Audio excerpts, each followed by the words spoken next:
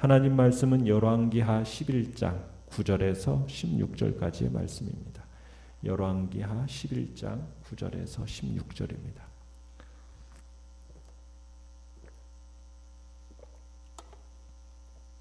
열왕기하 11장 9절부터 16절 한 목소리로 같이 읽겠습니다. 시작. 백부장들이 이에 제사장 여호야다의 모든 명령대로 행하여 각기 관할하는 바 안식일에 들어오는 자와 안식일에 나가는 자를 거느리고 제사장 여호야다에게 나아오매 제사장이 여호와의 성전에 있는 다윗 왕의 창과 방패를 백부장들에게 주니 호위병이 각각 손에 무기를 잡고 왕을 호위하되 성전 오른쪽에서부터 왼쪽까지 제단과 성전 곁에 서고 여호야다가 왕자를 인도하여 내어 왕관을 씌우며 율법책을 주고 기름을 부어 왕으로 삼음에 무리가 박수하며 왕의 만세를 부르니라. 아달랴가 호위병과 백성의 소리를 듣고 여호와의 성전에 들어가 백성에게 이르러 봄에 왕이 규례대로 단 위에 섰고 장관들과 나팔수가 왕의 곁에 모셔 섰으며 온 백성이 즐거워하며 나팔을 부는지라. 아달랴가 옷을 찢으며 외치되 반역이로다 반역이로다 하매 제사장 여호야다가 군대를 거느린 백부장들에게 명령하여 이르되 그를 대열 밖으로 몰아내라. 그를 따르는 자는 모두 칼로 죽이라 하니 제사장의 이 말은 여호와의 성전에서는 그를 죽이지 말라 함이라. 이에 그의 길을 열어주매 그가 왕궁의 말이 다니는 길로 가다가 거기서 죽임을 당하였더라. 아멘. 오늘 말씀의 제목은 왕관과 함께 주어진 율법책이라는 제목으로 말씀을 나눕니다. 여호사밧 시대 때 다윗의 집안으로 시집왔던 아합의 딸이자 아하시아의 어머니였던 아달랴가 자신의 아들 아하시아가 죽었다라는 소식을 들음과 함께 정권의 후계자가 될 가능성이 있는 왕족들을 모두 죽이고서는 스스로 왕이 되죠. 그리고는 6년을 통치하게 됩니다. 그러나 다행히도 여호람의 딸이요 아하시아의 누이였던 여호세바가 아하시아의 아들 요아스 왕자를 빼내어 가지고 6년 동안 숨겨서 양육을 합니다. 제사장 여호야다가는 아달랴가 정권을 장악한 지 7년째 되는 해에 비밀리에 이제 일을 꾸미기 시작을 하죠. 여호야다가 내세운 대의 명분은 다윗 왕조를 회복하자는 것이었습니다. 하나님께서 다윗에게 언약을 주셔서 그의 언약 하에서 이 왕조가 서고 또 이 왕국이 섰으니까 다윗 자손이 영원 왕위에 올라야 한다. 그 다윗 자손이 왕위에 올라야 할 것 아니냐라는 그 명분을 가지고 백부장들을 불렀던 거고요. 여호야다는 그들에게 다윗 왕조의 정통성을 호소했던 겁니다. 원래 나라가 남북으로 딱 갈릴 때 다윗 왕가에 대한 신뢰가 있었어요. 그러니까 하나님의 거룩한 계시에 의해서 다윗 왕조의 그 정통성을 사람들은 믿었던 겁니다. 그러니까 하나님의 그 거룩한 계시가 바로 사무엘하 7장에 우리가 어제 봤던 대로 있었잖아요. 그 7장 16절에서 내 집과 내 나라가 내 앞에서 영원히 보존되고 내 위가 영원히 견고하리라 하셨다 하라. 이 말씀, 그러니까 여호와 하나님께서 다윗의 나라를 견고하게 세워주시고 그 집을 튼튼하게 세워줘서 그 일을 영원하게 해주겠다라는 그 하나님의 계시, 이 계시를 하나님의 그 경건한 백성들은 존중했어요.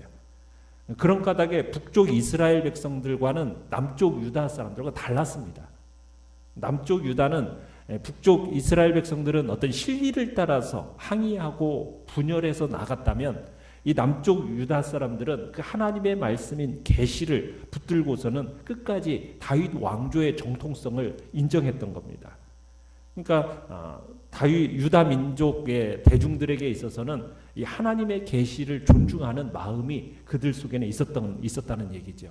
그런 까닭에 여호야다는 백부장을 유다 고을고을로 다 보내어 가지고 제사장의 동족인 레위인들을 불러오게 하고 또 족장들한테 말해서 백성의 어른들, 방백들 다 예루살렘으로 이렇게 올라오게 한 겁니다. 그리고 여호야다는 은밀하게 군 장교들을 불러가지고 일사천리로 이제 일을 진행해 나가는 겁니다. 그러면서 이제 거사를 언제 한다고요? 안식일에 이제 하는데, 왜냐하면 이 안식일 날은 여느 날보다도 성전을 찾는 백성들이 많았기 때문에 백성들이 보는 가운데 요아스를 왕으로 즉위하는 데 있어서 적합하다라고 생각했던 거죠. 자, 내용관찰 문제 1번을 보시면, 자, 요아스의 대관식을 위한 여호야다의 계획은 어떻게 이루어집니까? 자, 예정된 날이 이르니까 백부장들은 지시받은 대로 행하게 되는데요. 여호야다가 백부장들에게 여호와의 전에 있는 다윗 왕의 창과 방패를 나누어 줍니다. 여기서 다윗 왕의 창과 방패로 묘사되는 이 무기들은 뭐 다윗이 직접 사용했던 것이라기보다는 다윗이 전쟁에 나가서 획득했던 무기들, 그것을 성전 창고에 보관했던 것들을 얘기하는 겁니다. 그래서 이 제사장들이 이러한 무기를 백부장들에게 나눠주는 이유는 뭐냐면, 그 당시에 3분의 1만 이렇게 입번을 해가지고 무기를 공급받았고, 나머지 3분의 1은 비번이었기 때문에 그들의 손에 쥘 무기가 없었던 거예요. 그래서 이제 그 3분의 2에게 무기를 나눠주는데, 성전에 이제 다윗이 전쟁 중에서 획득했던 이 무기들을 이 나머지 사람들에게 나눠주는 겁니다. 그렇게 이제 삼엄한 엄호 속에서 요아스를 데리고 나와서 왕관식을 거행하는 겁니다. 자, 여호야다는 기름을 부어서 왕으로 삼기 전에 무엇을 그에게 주고 있습니까? 율법책을 먼저 주어요. 그리고선 이 율법책에는 왕에 대한 규정들이 이제 적혀 있는 거죠. 그러면서 여호야다가 이제 요아스를 왕으로 선포를 합니다. 그러니까 성전에 모여있던 백성들은 막 환호를 하면서 그 어린 왕자를 왕으로 맞이하게 되죠. 자, 그런데 어떤 일이 벌어지고 있는지 왜 전혀 몰랐던 아달랴가 이 백성들의 소리를 듣고서는 급히 성전으로 달려왔어요. 자, 내용관찰 문제 2번을 보시면, 자, 아달랴는 어떻게 비참한 최후를 맞이하게 됩니까? 자, 요아스를 왕으로 세운 사실을 뒤늦게 알게 된 이 아달랴가 자기 옷을 찢으면서 반역이로다 반역이로다 막 외칩니다. 그렇지만 그 외침은 공허한 메어리가 되어가지고 형장의 이슬로 사라지고 말죠. 여호야다는 군사들에게 이렇게 이제 그녀를 끌고 나가서 처형하도록 하는데, 아달랴가 죽은 곳이 어디입니까? 16절에 보면 왕궁에 말이 다니는 길로 가다가 거기서 죽임을 당했다, 이렇게 얘기하고 있어요. 그러니까 말들이 왕궁으로 드나들 때 사용하는 길에서 죽은 겁니다. 지금 아달랴의 죽음과 이 말을 연관시키는 이유는 무엇일까요? 아달랴의 어머니 이세벨이 어떻게 죽었습니까? 바로 그 말이 다니는 길에 떨어져서 결국 예후의 말발굽에 짓밟혀서 죽임을 당했거든요. 그것과 연관을 시키는 거예요. 그러니까 엄마하고 어떻게 보면은 똑같은 모습으로 죽임을 당한 겁니다. 이렇게 6년 동안 지속되던 아달랴의 시대가 막을 내리게 됩니다. 자, 연과 묵상 문제 3번을 보시면, 대관식에서 요아스에게 왕관과 더불어 율법책을 준 이유는 무엇일까요? 그것은 신명기 17장에 보면은 17장 19절로 20절에서 왕좌에 오르면은 반드시 율법책을 곁에 두고 묵상하도록 하나님께서 명령을 내리셨어요. 그 명령을 따른 것이고요. 그리고 왕이라는 존재는 유다 민족을 이끌어야 할 막중한 책임을 맡은 왕으로서 그게 이제 막중한 책임을 맡은 거예요. 그래서 가장 중요한 것이 뭐냐? 하나님의 말씀을 알고 이에 순종하는 것이거든요. 그렇기 때문에 이 율법책을 주는 겁니다. 지금 이 사람들이, 여호야다를 비롯한 제사장들과 백성들이 지금 목숨 걸고 아달랴에 대한 이 반정을 한 이유가 무엇이겠습니까? 하나님의 말씀대로 다스려지는 유다, 하나님의 언약대로 세워지는 유다, 그 왕국을 꿈꿨기 때문에 지금 이런 반정을 일으킨 거거든요. 그래서 그들은 요아스를 왕으로 옹립함에 있어서 이방 왕들의 즉위식에서는 볼 수 없는 그 율법책을 전달하는 의식을 거행하고 있는 겁니다. 우리가 이 세상을 살아가는 이유와 목적 어디에 있습니까? 우리가 살아가는 삶의 참된 의미가 어디에 있느냐는 거죠. 그저 세상에서 좋게 여기는 것, 사람들이 누리고 싶어하는 것, 사람들이 가지고 싶어하는 것, 사람들이 하고 싶어하는 것, 이런 거 뭐 같이 누리고 소유하고 뭐 이런 것들을 행하고 싶어서 세상 사람들은 그렇게 살아가요. 물론 우리도 그런 것들을 누릴 수 있죠. 누린다면 뭐 감사할 일이죠. 그러나 우리 성도들은 그런 것만을 위해서 산다면 우리의 인생이라는 것이 아무 의미가 없는 거예요. 전도서 기자가 얘기했던 것처럼 헛되며 헛되고 헛되니 모든 것이 헛되다라는 헛된 인생을 사는 것밖에는 지나지 않게 되는 거거든요. 그러니까 하나님을 믿고 사는 우리 성도들의 인생은 세상 사람들과는 달라야 되는 거죠.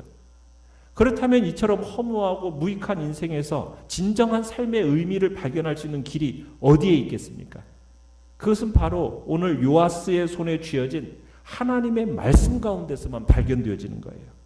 다윗은 이 진리를 잘 알고 있었기 때문에 시편 119편 105절에 이렇게 얘기하죠. 주의 말씀은 내 발의 등이요 내 길의 빛이니이다. 이렇게 고백을 했어요. 그러니까 자신이 왕이기 이전에 하나님을 경외하는 자로 하나님의 말씀을 지켜야 행해야 할 자로 알아야 되었기 때문에 그래서 이스라엘 백성들은 율법책을 주는 거였고 또 다윗은 그 말씀을 붙들고 살아간 거예요. 그래서 다윗이 위대한 왕이 된 거고 복되고 아름답고 의미 있는 인생을 살다 간 하나님의 사람으로서 기억되고 있는 겁니다. 그래서 우리가 추구하는 것, 우리가 소유하고 있는 모든 것, 우리가 행하는 모든 것에 앞서서 정말 우리는 하나님의 말씀을 듣고 배우고 지키고 행하는 일에 우리의 마음을 들이고 그것을 소중하게 여겨야 된다는 얘기입니다. 그것이 범사에 복되고 아름답고 의미 있는 것이라고, 그리고 그의 인생을 하나님이 책임져 주신다고 주님은 우리에게 말씀하시는 겁니다. 그래서 우리는 하나님의 말씀, 율법책을 참으로 내 곁에 두고 참으로 주야로 그 말씀을 읽고 묵상하며 그 말씀 따라 순종의 길을 걸어가는 그 삶이야말로 정말 우리가 살아가는 이 땅에서 살아가는 복된 인생임을 가르쳐주고 있는 겁니다. 4번을 보시면 느낀 점 4번을 보시면 악인에 대한 하나님의 철저한 심판을 보면서 무엇을 느낍니까? 우리는 하나님의 그 공의로우심을 느끼게 됩니다. 그러면서 또한 성경에서 반복적으로 강조하는 득세한 악인의 허망한 결말을 다시 한번 목도하게 되는 겁니다. 참으로 아달랴는 어떤 사람입니까? 참으로 왕가에서 태어나서 공주로 자랐고 왕비가 되었고 태우가 되었고 그러더니 결국 왕의 자리까지 올랐던 사람입니다. 그런데 그녀의 결국은 무엇입니까? 그것은 자신을 가까이에서 호위하던 병사들에게, 자신이 다스리던 백성들에게 결국에는 처참하게 죽임을 당하게 된 것이 아달랴의 결말입니다. 성경은 악인들이 세상에서 득세하는 것과 동시에 그 말로가 어떻게 맞춰지는가를 우리에게 보여줍니다. 성경은 이런 것을 보여주는 이유가 무엇이겠습니까? 잠시 누릴 세상에서 쾌락에 마음을 두고 그것을 부러워하면서 살아가는 것, 그걸 보여주려고 하는 게 아니죠. 오히려 그런 즐거움을 누리기보다 의의를 지키고 하나님의 뜻을 따라 살도록 권면하기 위해서 그런 모습들을 성경 곳곳에서 보여주고 있는 겁니다. 어떻게 보면은 의인보다도 악인들이 세상에서 더 득세하는 것처럼 보여져요.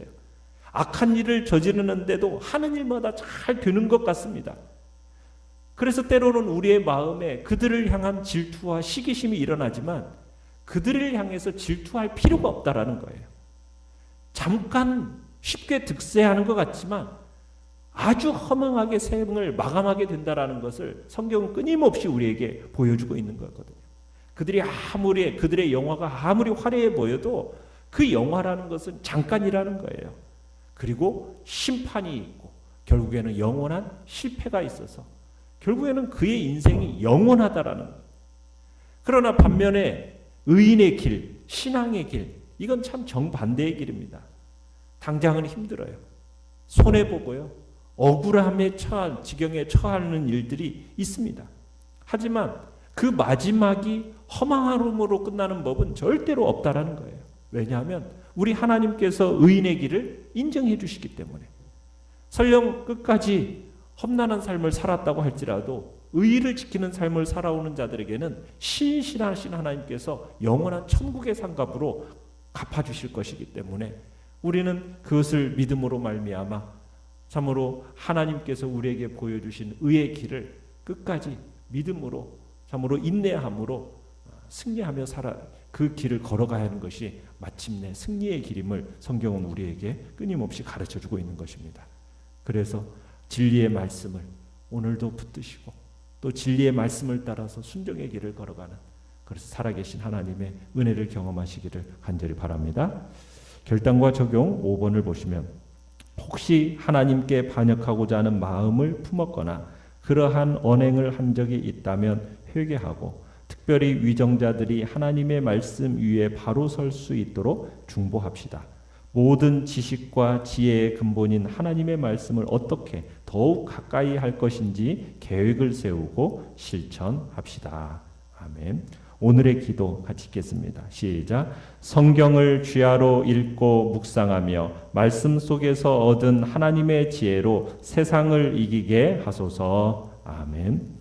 말씀을 생각하면서 기도하시고요. 연약한 우리의 지체들을 위해서 기도해 주시기 바랍니다. 하나님의 긍휼하심과 자비하심이 이 땅 가운데 임하도록 참으로 전염병으로부터 지켜보호해 주시고 또 이 홍수로부터 하나님 지켜보호해 주시도록 하나님의 은혜와 자비하심을 기대하면서 시간 주여 우리 세 번 부르짖으면서 합심해서